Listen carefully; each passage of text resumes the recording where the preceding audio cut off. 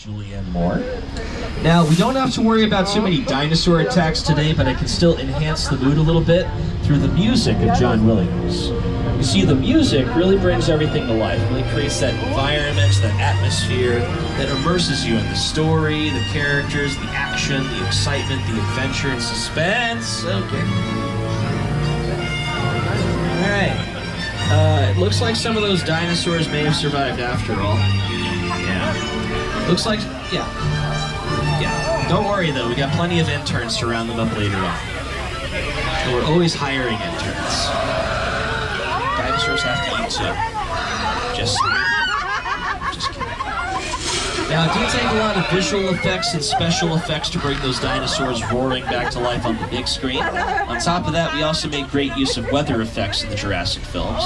Weather is something that moved us out here to nice sunny Southern California. We wanted the chance to film more frequently.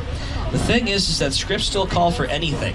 A blizzard, a hurricane, a sharknado, some futuristic ones from Part 2. And those pair very nicely parked next to the prehistoric vehicles from the Flintstones with John Goodman and Rick Moranis. If you have a need for speed like I do, we also have some racing cars right here featured in our Fast and Furious films. And you'll get a chance to see up close one of the Gyro Spheres from Jurassic World.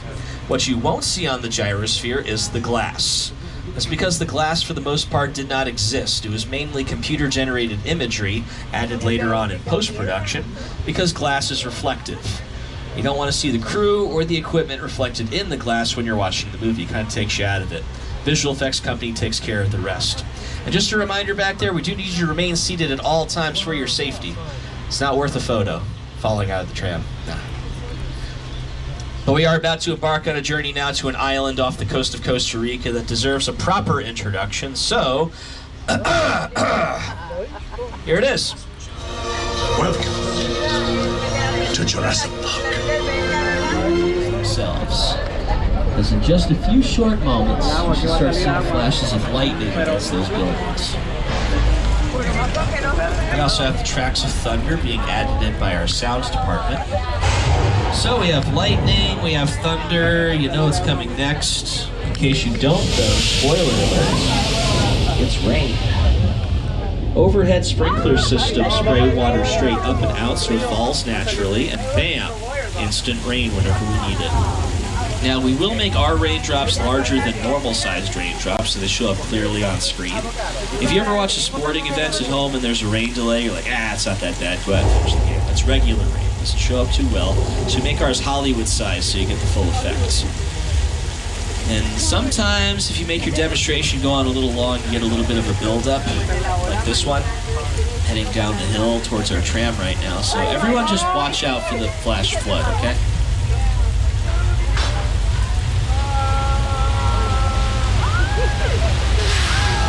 The result of thousands of gallons of water being pumped down the hill, recycled all the way to the top. Now, Old Mexico here has been featured in comedy classics like Three Amigos with Steve Martin Short and Chevy Chase, big adventure movies like Indiana Jones and the Kingdom of the Crystal Skull with Harrison Ford. It even showed up on an episode of one of my favorite shows right now, Westworld, with Ed Harris and Sir Anthony Hopkins. Looks like they are doing some work over here in Old Mexico. Got signs saying closed sets. They are doing some work, doing some setup over there. Very interesting. Sailing. Looks like calm seas and still waters. No. Yeah, that's another shark circling towards our diver. Just give me 1 second, please.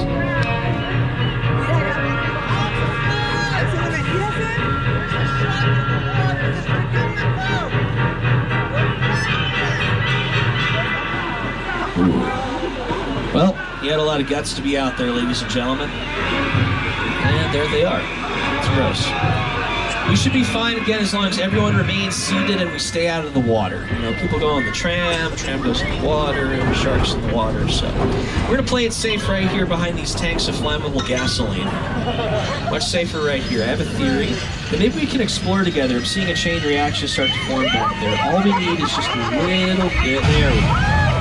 My theory goes that sharks don't like fire.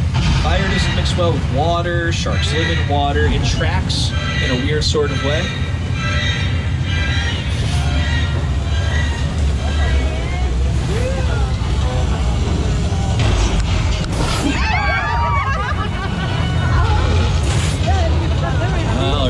Let's give it up for Bruce, the mechanical shark.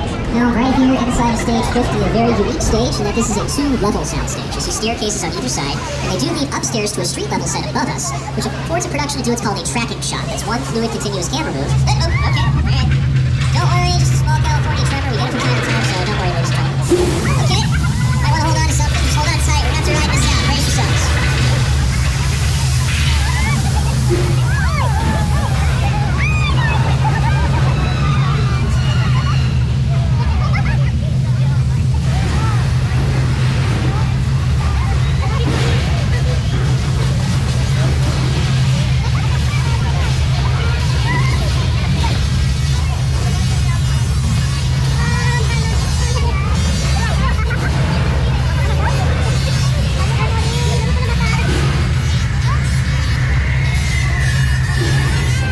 Okay, good news, looks like the earthquake has stopped. Oh, hang on. Bad news, looks like the water mains are broken. Yeah. This area is going to flood up pretty quickly, so we're going to work on getting out of here.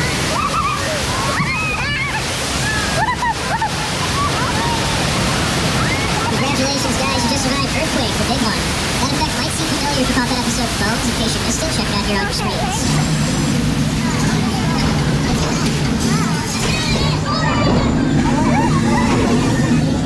That is the Clocktower, which played such a key role getting Marty McFly back to good old 1985. It's also appeared in other great productions like Psycho 2, the classic To Kill a Mockingbird starring Gregory Peck, this more chaotic scene from Bruce Almighty, and we took Hill Valley into the future for Back to the Future Part 2. We're going to go from small town anywhere USA to the heart of the big city as we round the corner here onto New York Street. It's called New York Street for short. That's more often than not what it's going to be doubling as, but it can be and will continue to be any major city across the world or across time, simply based on how production chooses to decorate the area. Not a single brick in any one of the structures, by the way. The brick that you're looking at, sheets of plastic and fiberglass. You can easily change them to a different color of brick, style of brick, or make it look like a different type of material altogether. And this is where they film for some very big productions. We got fans of comic book movies, superhero films? 2 people. We should really hang out more, yeah. This is where they filmed for Captain America, the First Avenger, with Chris Evans and Hugo Weaving. This is also where they filmed for the past 4 seasons of American Ninja Warrior. They set up the entire obstacle course down the length of New York Street. And they also filmed here for several episodes of Brooklyn Nine-Nine with Andy Samberg and Terry Crews. Looks like they're touching up the sets here in the end. Awesome. But probably one of the coolest things I can tell you about these sets is that they came back to us bigger and better than ever thanks to a talented team of artists and designers that had a little bit of input from a man you may have heard of. Glasses on, everybody. Es un ojo nomás, ¿verdad? Por eso abre uno.